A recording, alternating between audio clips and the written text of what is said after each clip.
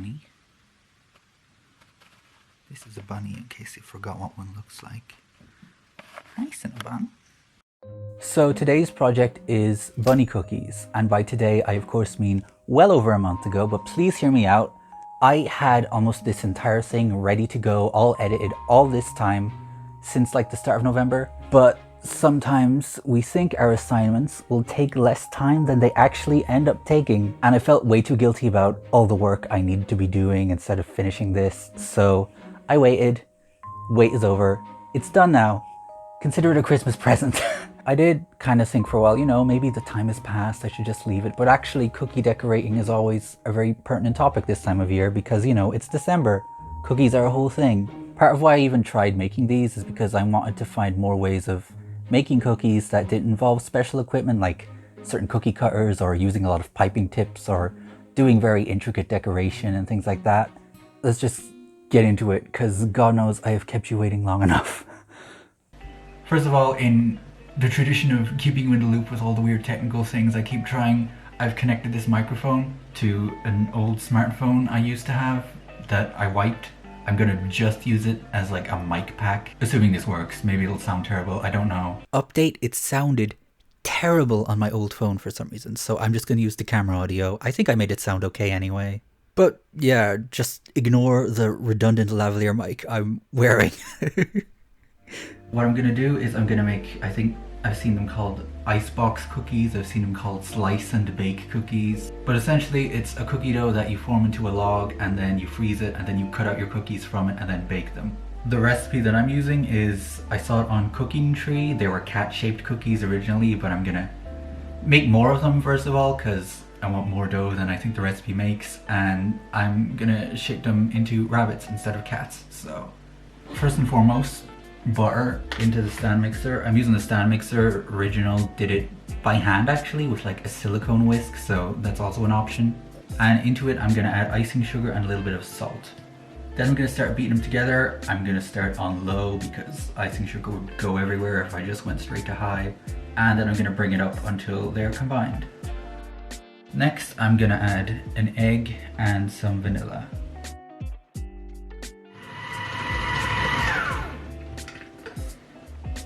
It looks gross, but once the flour and stuff goes in, it will probably look fine. It usually does. Usually this happens when I don't leave an egg out to room temperature long enough, but that didn't happen this time, so I don't really know. I'm just gonna mix it with my hand a bit and see if that changes anything. Okay, that looks a great deal better. So, because I want these to be as pale as possible, I'm gonna add a little bit of violet food coloring. I want it to look as much like a white rabbit as possible. It doesn't matter too much. I'm being very pedantic right now, so this is really very, very optional. So I want to take this opportunity to briefly explain why I used purple to make the dough less yellow. This is the color wheel. It is a wheel of colors. This is going to be a quick little lesson in color theory. Colors opposite each other on the color wheel are called complementary colors because when you put them beside each other, they make each other kind of pop. If you combine complementary colors, they kind of cancel each other out and neutralize each other. So as you can see, purple and yellow are opposite each other on the color wheel. So adding purple to yellow makes it less yellow. Anyway, maybe you already knew that, maybe you didn't. I thought it was worth mentioning. Art class is over now. I will see you soon for math. It looks less yellow than it did, and it might come in a bit more as time passes, so I'm content. I'm also willing to believe it's gonna come in way too much and I'm just straight up gonna have purple rabbit cookies, and that is fine too. The next thing to go in is the quote-unquote cake flour. It's soon, math time. So cake flour is a thing that appears in a lot of recipes but appears in zero shops anywhere as far as I can tell. However, you can make a substitute for cake flour using plain flour and a little bit of corn flour. What you want to do is take whatever the amount of cake flour the recipe calls for and just use plain flour instead, but replace 1/8 of the flour with corn flour. Basically, you're just dividing the amount by 8 and that's how much corn flour you're going to use. So what I would do is put that in first when you're weighing out the ingredients and then just fill up the rest with the plain flour, and that's your cake flour substitute. Honestly, you can just use plain flour entirely. It isn't that much of a difference really. It does make kind of a more tender cookie if you're using like cake flour, cake flour, but it's not essential. It is just a thing that you can try if you want. I'm just putting this in bit by bit so I'm not overwhelming the stand mixer or anything.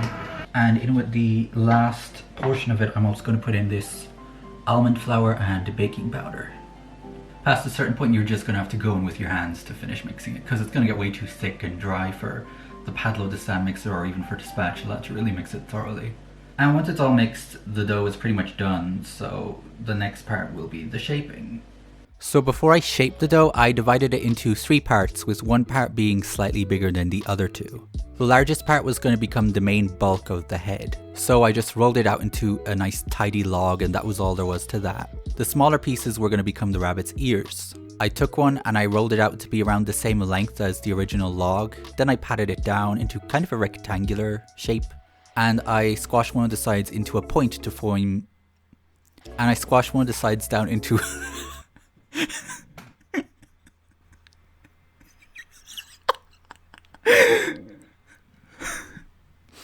I squashed one of the sides down into a point to form the tip of the ear. I trimmed the end not only to make the size more accurate, but to see if I was okay with how the shape would turn out once I sliced it, and I was okay with it. So I just repeated that process identically to make the other ear as well. Then once I had all the pieces made, it was time to assemble them.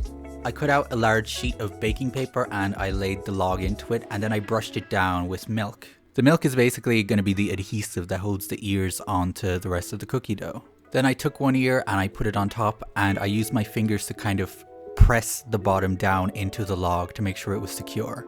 Then I did the same with the other ear, and it was pretty much ready to go at this point.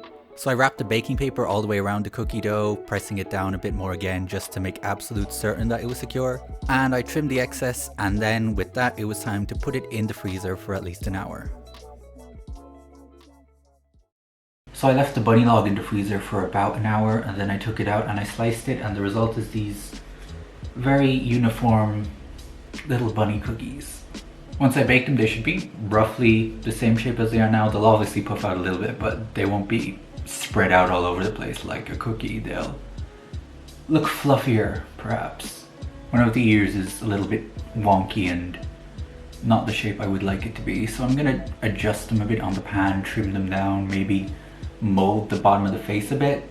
Because it was a soft cylinder that I left on a flat surface, the bottom kind of flattened, plus the pressure of the knife when I was cutting it flattened it even more. So I think if I were to do this again, I would probably leave it in on a bag of rice or something like that that's loose and will kind of retain the shape. But yeah, I'm gonna bake them at 160 degrees for 15-ish minutes, basically until the edges are a little bit golden and they look set in the middle. And then I'm gonna take them out and let them cool down. So with the cookies out of the oven and cooled, it was time to decorate, and for this I just used some melted dark chocolate and a little bit of melted white chocolate that I added some pink food dye to as well for some of the details. I'm just gonna play the decorating footage and let you watch it and enjoy it, because I like to just watch cookies get decorated sometimes, so enjoy.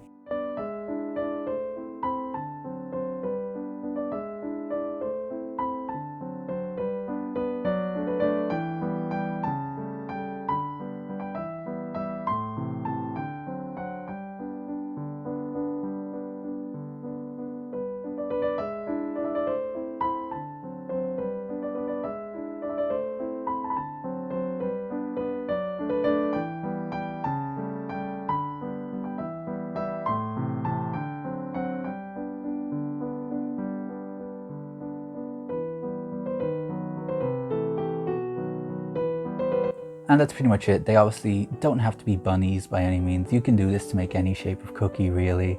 I just wanted to make something that looked nice and wasn't too complicated, and I think I achieved that, so I'm happy. And they tasted really good. Thank you for your patience. Not that you had a choice in the matter, but you are watching this, so thank you for that. Hopefully 2021 will be a better year for me getting things done, and for literally everything else. But again, thank you for watching. I will see you soon. I swear. That's it. Goodbye.